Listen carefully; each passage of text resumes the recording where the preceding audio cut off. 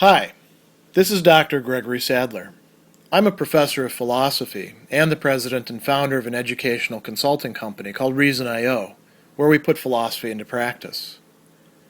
I've studied and taught philosophy for over 20 years, and I find that many people run into difficulties reading classic philosophical texts. Sometimes it's the way things are said or how the text is structured. But the concepts themselves are not always that complicated, and that's where I come in. To help students and lifelong learners, I've been producing longer lecture videos and posting them to YouTube. Many viewers say they find them useful. What you're currently watching is part of a new series of shorter videos, each of them focused on one core concept from an important philosophical text. I hope you find it useful as well.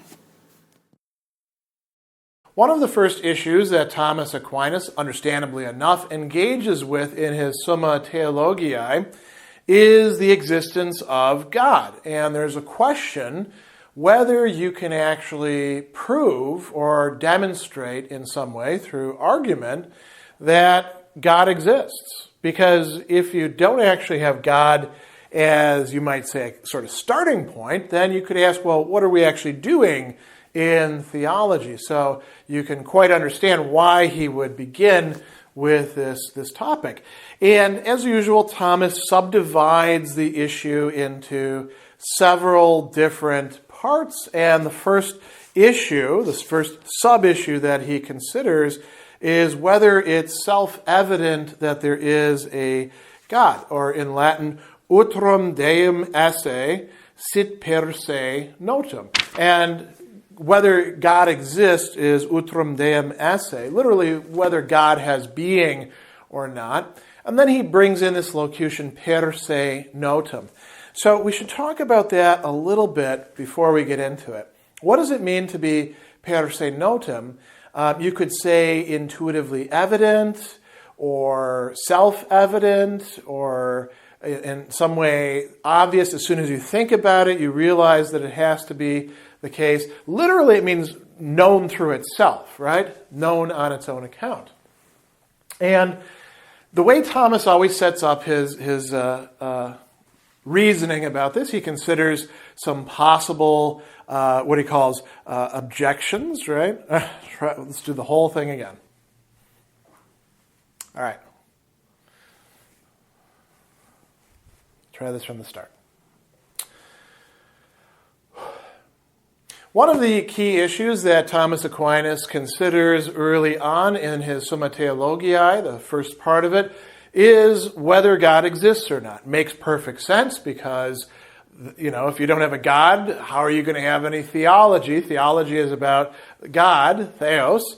So he's trying to see whether we can provide some sort of argument or grounds or justification for holding that God exists. Can we provide something like a demonstration?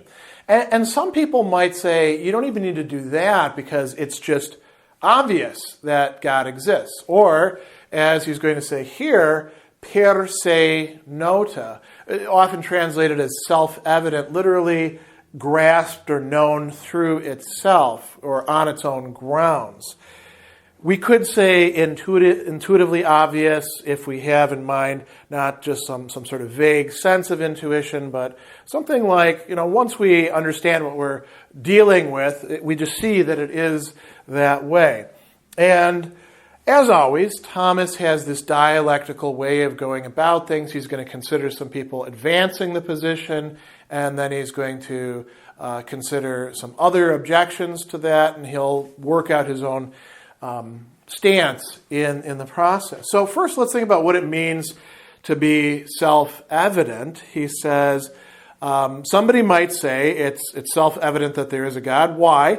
Things are said to be self-evident to us when we are innately aware of them. And the Latin for that is the cognitio naturaliter in est, when the knowledge or understanding or mental grasp of it naturally is in us, is in the human being, is in all human beings. And so some people would say, there's an idea of God and it's just implanted within all of us. It's part of our original programming, if you like, or it's part of our original endowment.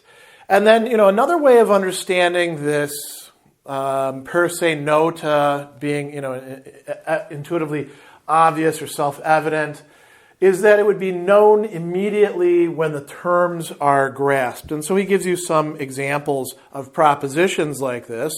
These are first principles of demonstration, like he says, when we know that wholes and parts are or exist, we know at once that wholes are always bigger than their parts, that the whole is greater than the parts. Not necessarily greater than the sum of the parts, right? But it's greater than any one of the parts. So he considers whether God exists, Deus, esse, could in fact be self-evident in these ways. One of the ways he's going to do that is by considering something that looks very similar to Anselm's argument in the Proslogion. We'll come back to that in just a moment. Let's take the other way of doing it first. So he says that John Damascene says that when beginning his book, the awareness that God exists is implanted by nature in everybody. Therefore, God's existence is self-evident to all of us. And he says, well, that's kind of a problem. The sed contra in this, the on the other hand, says if it really is impossible for us not to know this, then why is there the fool who could say in his heart there is no God? That would seem to be an issue. And then when he's considering this particular line of reasoning in his response to the objection, he says, the awareness that God exists is not implanted by us in nature, and here's the key term, in any clear or specific way. He says, man is by nature aware of what by nature he desires. He desires a happiness which is only to be found in God. But this is not, strictly speaking, awareness that there is a God, any more than to be aware of somebody approaching is to be aware of Peter, even if it's Peter approaching. Why does he say this? He says, well, a lot of people have gotten very confused about what our final end or goal or, happiness would be. People have placed it in all sorts of other things. And Thomas will consider this in question 2 of the next part of the Summa as well. So that's a problem. And, not everybody understands the same thing by whatever it is that's primally implanted in us. So that's not going to work. He also considers this Anselmian, we might call it Anselmian light argument here, which does use some of the formulations that we do find in St. Anselm's Proslogion, but isn't putting out the entire argument and is sort of stripping it out of its context. So how does this one go? He says that this is, understanding how language, once we understand it, what it means, what the terms mean, we can see what those terms then have to signify, or what relations they have to each other, what implications they have, and we would be able to see that God is per se nota. So the argument that he gives first is that God, the word God, means that than which nothing greater can be meant. And interestingly, this may be a little bit of trivia, but I think it actually has some importance. He uses the term significari, not cogitari, in presenting this Anselmian argument. Now, Anselm doesn't actually use that term of meaning or signifying, right? But he says this is what God is understood to be.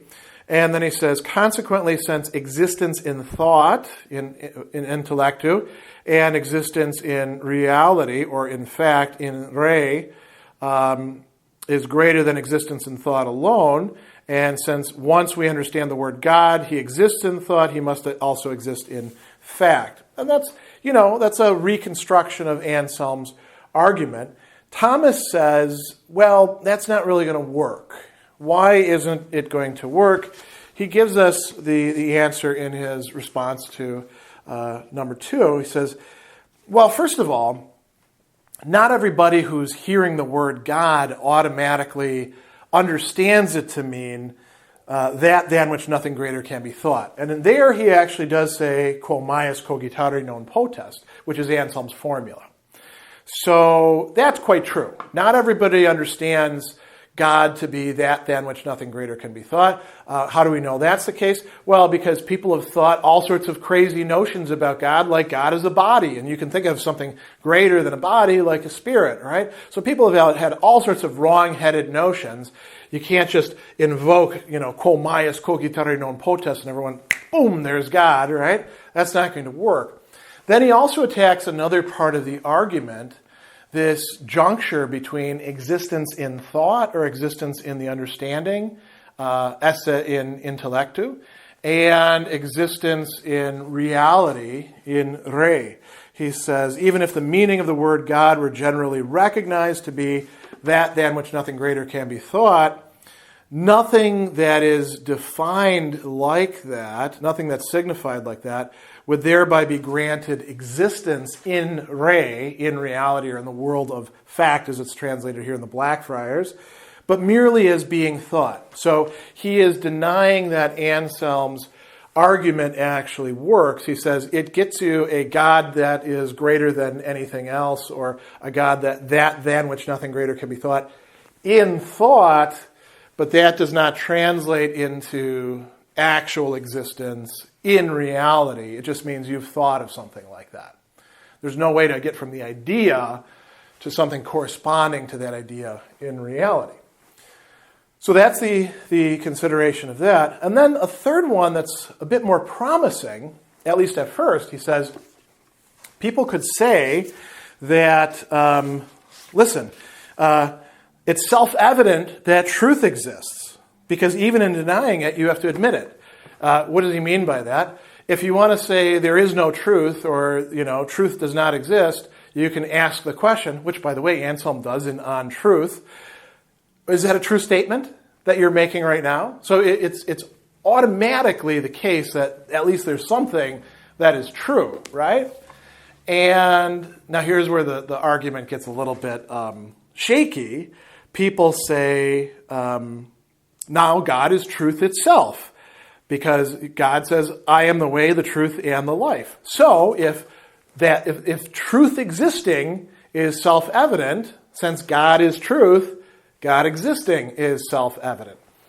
And Thomas, again, takes a very careful position on this. He says, sure, I'll grant you that it's self-evident that truth exists in general. He says, in communi, right? In some sense in the world.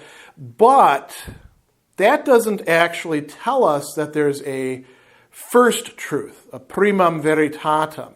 It doesn't tell us that that's the case. So you can't use that to sort of bootstrap yourself into God existing necessarily. Thomas is going to provide us with a very important and useful distinction when it comes to these things that are per se nota, or self-evident. Strictly speaking, he thinks that God's existence is per se nota. But it's not per se nota, it's not self-evident to us. Why? Well, the way that Thomas understands things being per se nota is that if you have a proposition, you have a subject of a proposition and a predicate of the proposition, right? The subject is what you're talking about. The predicate is what you are saying about that. So he tells us here that for a proposition is self-evident when the predicate forms part of what the subject means. So what's an example of that? Man is an animal. Why? Being an animal is part of the meaning of man or human being. Can you say that about Deus, God, and esse, or est, exists, has being, is the predicate in some way contained within the subject? Thomas says, yes, in fact it is. And he goes on and says, the proposition God exists is self-evident in itself, for as we shall see later, its subject and predicate are actually identical because God is his own existence or being. But there is a problem. We don't actually know fully know what God is. We have a dim grasp of God, but we don't really know God in itself or in himself or whatever God happens to be. We know God as a cause primarily through the effects of that cause. So Deus, esse, or God exists, is not per se nota to us. It could be, however, per se nota to the wise or the knowledgeable, the people that he talks about as sapientes, those who have wisdom, those who actually know what God is. Now you can say, well, they're not actually in need of a proof. You're right. If they actually know what God is, they don't need it proven to them. And so Thomas would say here that we can't rely on something like an Anselmian proof or these other arguments, and we certainly can't appeal to some general sense that God just has this idea implanted within us.